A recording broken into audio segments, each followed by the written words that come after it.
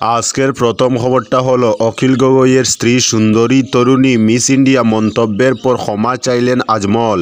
অখিল গগৈয়ের স্ত্রী সুন্দরী তরুণী মিস ইন্ডিয়া এমন মন্তব্য করে ক্ষমা চাইলেন এআইইউডিএফ এর সুপ্রিমো বদরুদ্দিন আজমল।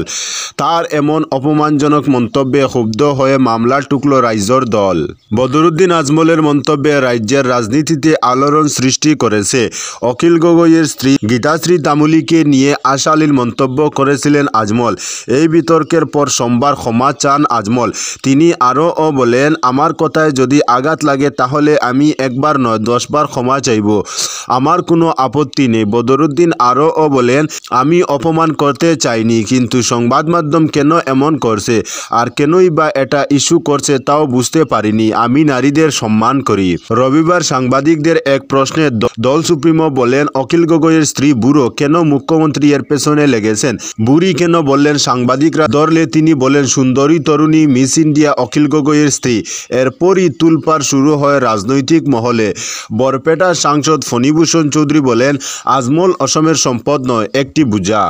আজকের পরবর্তী খবরটি হলো, চীনে বাদুড়ের দেহে নতুন করোনা ভাইরাসের সন্ধান, উদ্বেগ বিশ্বজুড়ে। বাদুড়ের দেহে নতুন করোনা ভাইরাসের সন্ধান মিলল চীনে, যা কোভিড-19 মতো প্রাণীর থেকে মানবদেহে ছড়াতে পারে। এই খবর প্রকাশ্যে আসতেই উদ্বেগ বেড়েছে বিশ্বে। জানা গিয়েছে নতুন এই ভাইরাসের নাম HKU5-CoV2। ব্যাট ওম্যান নামে পরিচিত বিখ্যাত বিজ্ঞানী শি জেংলির নেতৃত্বে ভাইরোলজিস্টদের একটি দল এই নতুন ভাইরাস নিয়ে গবেষণা চালিয়েছিলেন। চীনের সংবাদ মাধ্যম সূত্রে খবর, প্রাথমিক পরীক্ষায় এটি স্পষ্ট যে SARS-CoV-2 এর সঙ্গে মিল রয়েছে নতুন এই ভাইরাসটির। এটিও মানবদেহের কোষে প্রবেশ করে সংক্রমিত করার ক্ষমতা রাখে।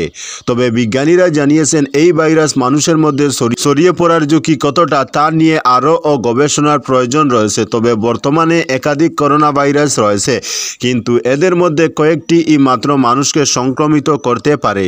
আজকের পরবর্তী খবরটি হলো, একাংশ নেতার ধর্ম নিয়েও উপহাস, বললেন মোদি।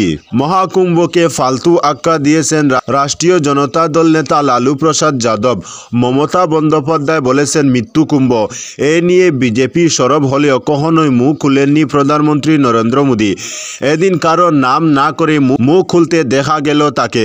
প্রধানমন্ত্রী জানান, আজকাল আমরা দেখতে পাচ্ছি যে একাংশের নেতা ধর্ম নিয়ে উপহাস করছে, মানুষের মনে বিভাজনের বিষ ঢালছে। এমনকি এদের এই সব কাজকর্মকে সমর্থন যোগাচ্ছেন বিদেশি কিছু শক্তি। এদের দাসত্ব মানসিকতা এখনও কাটেনি। তবে হিন্দু ধর্মকে ঘেন্না করে এমন মানুষ নতুন নয়, এরা শতাব্দী ধরেই রয়েছে। রবিবার মধ্যপ্রদেশের সাত্তারপুরে বাগেশ্বর দা মেডিকেল ও সায়েন্স রিসার্চ ইনস্টিটিউটের শিলান্যাসে যান প্রধানমন্ত্রী। সেখানেই এই মন্তব্য করেন প্রধানমন্ত্রী। সেখানে তার আরও দাবি, এরা ধর্ম, মন্দির, ঐতিহ্যের উপর সব সময় আক্রমণ করার চেষ্টা করে, কারণ এরা ঐক্য ভাঙতে চায়। এটাই এদের একমাত্র লক্ষ্য। মহাকুম্ভে মৈনী অমাবস্যার দিন স্নান করার হুড়োহুড়িতে পদপিষ্ট হয়ে 30 জনের মৃত্যু হয়েছে। জখম হয়েছেন 60 জনেরও বেশি। এর কিছুদিন পরে মহাকুম্ভে ট্রেন ধরতে গিয়ে নয়াদিল্লি স্টেশনে পদপিষ্ট হয়ে মৃত্যু হয় 18 জনের। পরপর দুটি ঘটনায় মহাকুম্ভের আয়োজন নিয়ে প্রশ্ন উঠে। বীর নিয়ন্ত্রণে কোনো ব্যবস্থা না করেই কুম্ভ নিয়ে হাইপ তোলার অভিযোগ করেন বিজেপি বিরোধী বিভিন্ন দলের নেতৃত্ব। আজকের পরবর্তী খবরটি হলো, ঝুমুর বি নন্দিনী অনুষ্ঠানে প্রধানমন্ত্রী অভিভূত। আসাম এক ঐতিহাসিক মুহূর্তের সাক্ষী হলো। ঝুমুর বিনন্দনী বিশ্বমুখী যাত্রার সাক্ষী হলেন প্রধানমন্ত্রী নরেন্দ্র মোদী। ঝুমুর বিনন্দনী উপভোগ করতে সারুসাজাইতে উপস্থিত হয়ে উষ্ণ অভ্যর্থনায় অভিভূত হয়েছিলেন। অসমিয়া ও বাগানিয়া ভাষায় তার ভাষণ শুরু করে প্রধানমন্ত্রী মোদী বলেন, চায়ের গন্ধের পাশাপাশি সৌন্দর্যও রয়েছে, যে কেউ এটা অনুভব করতে পারে। তিনি বলেন, পুরো স্টেডিয়ামটি পূর্ণ, এখানে সর্বত্র কেবল ঝুমুর দেখা যায়। চায়ের স্বাদ একজন চা বিক্রেতা ছাড়া আর কে জানে? আপনার মতো চা বাগানের সঙ্গেও আমার একই সম্পর্ক। এর আগে 2023 সালে আমি অসমে এসেছিলাম। তারপর 11,000 নৃত্যশিল্পী বহু নৃত্য পরিবেশন করেন। প্রধানমন্ত্রী ঝুমুর বিনন্দনীর মতো বিশাল অনুষ্ঠানের আয়োজনের জন্য অসম সরকার এবং মুখ্যমন্ত্রীকে অভিনন্দন জানিয়েছেন। আজকের পরবর্তী খবরটি হলো, মহাকুম্ভের শেষ সপ্তাহে পূর্ণ স্নানের হিড়িক। প্রয়াগরাজের পথে 25 কিলোমিটার লম্বা যানজট। মহাকুম্ভের শেষ সপ্তাহে পূর্ণ স্নানের জন্য ভিড় জমাচ্ছেন পুণ্যার্থীরা। গত 13 জানুয়ারি থেকে শুরু হওয়া মহাকুম্ভ আগামী ২৬ ফেব্রুয়ারি মহাশিবরাত্রিতে শেষ হতে চলেছে। তার আগে রবিবার সপ্তাহান্তে সকাল থেকেই যানজট ছিল প্রয়াগরাজের রাস্তায়। এদিন ২৫ কিলোমিটার দীর্ঘ যানজট লক্ষ্য করা গিয়েছে বলে খবর স্থানীয় সূত্রে।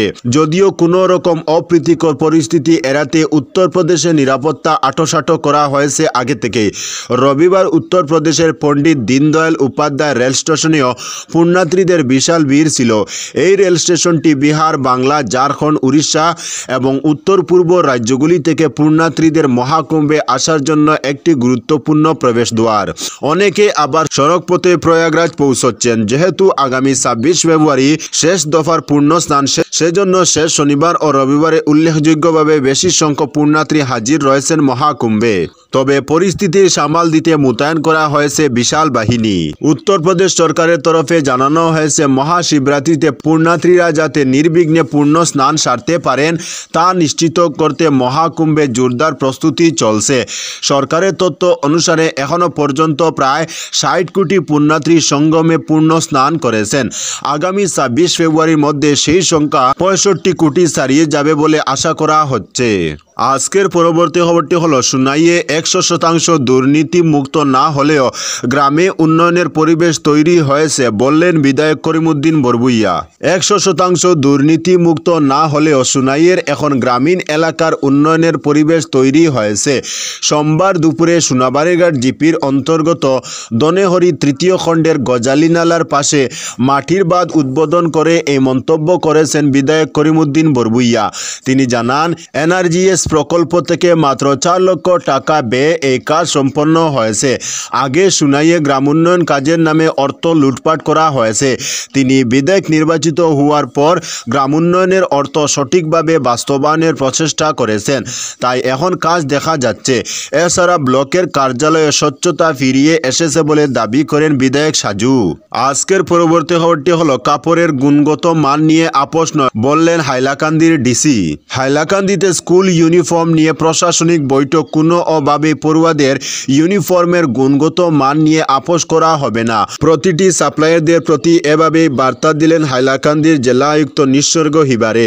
সোমবার হাইলাকান্দি জেলা আয়ুক্তের সভাকক্ষে সমগ্র শিক্ষা অভিযান মিশনের অন্তর্গত বিভিন্ন সরকারি শিক্ষা প্রতিষ্ঠানের ছাত্রছাত্রীদের ইউনিফর্ম প্রদান করার জন্য বরাদপ্রাপ্ত সাপ্লায়ারদের নিয়ে এক জরুরি সভা অনুষ্ঠিত হয়। শুরুতে শিক্ষা বিভাগের দায়িত্বপ্রাপ্ত অতিরিক্ত জেলা আয়ুক্ত ত্রিদীপ রায় জানান, সমগ্র শিক্ষা অভিযান মিশনের অন্তর্গত হাইলাকান্দি জেলায় প্রথম শ্রেণী থেকে অষ্টম শ্রেণী পর্যন্ত ছাত্রছাত্রী 2 জোড়া করে সরকারি গাইডলাইন অনুযায়ী ১ লক্ষ টাকার নিচের ১১৩০টি স্কুল এবং ১ লক্ষ টাকার উপরে থাকা ১৭০টি স্কুলে গুণগত ইউনিফর্ম দেওয়ার জন্য সমগ্র শিক্ষার স্বীকৃতপ্রাপ্ত যেসব সাপ্লায়ার যারা রয়েছেন তাদের অতি সত্বর স্কুল স্তরে কাপড় পৌঁছে দেওয়ার কাজ সম্পন্ন করতে হবে।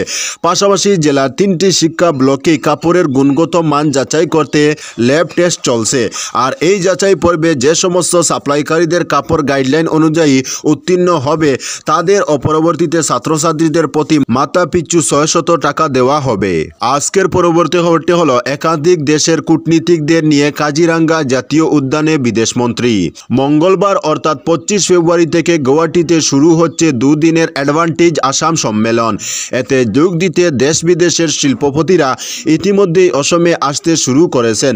রবিবার সন্ধ্যায় ৪৫ দেশের প্রতিনিধিদের নিয়ে যোরহাট বিমানবন্দরে পা রাখেন বিদেশমন্ত্রী এস জয়শঙ্কর। সেখান থেকে রাতেই তারা চলে যান কাজিরাঙ্গায়। সোমবার সকালে এই প্রতিনিধি দলের সদস্যদের নিয়ে কাজিরাঙ্গার নৈসর্গিক সৌন্দর্য উপভোগ করেন বিদেশমন্ত্রী। হাতির পিঠে চড়ে জয়শঙ্কর ও তার সঙ্গীরা গন্ডার থেকে শুরু করে প্রাকৃতিক দৃশ্য ঘুরে দেখেছেন। জানা গেছে বিদেশমন্ত্রী জয়শঙ্কর সহ এই প্রতিনিধিরা দুপুরে যোরহাট বিমানবন্দর থেকে গুয়াহাটি যান। সেখানে সন্ধ্যায় তারা সরুসজাই স্টেডিয়ামে ঝুমুর বিনোদনীর প্রদর্শনীতে উপস্থিত থাকেন। তো বন্ধুরা, আজকের জন্য এতটুকু। পরবর্তী কোনো নতুন ভিডিওতে দেখা হবে, তখন অবধি ধন্যবাদ।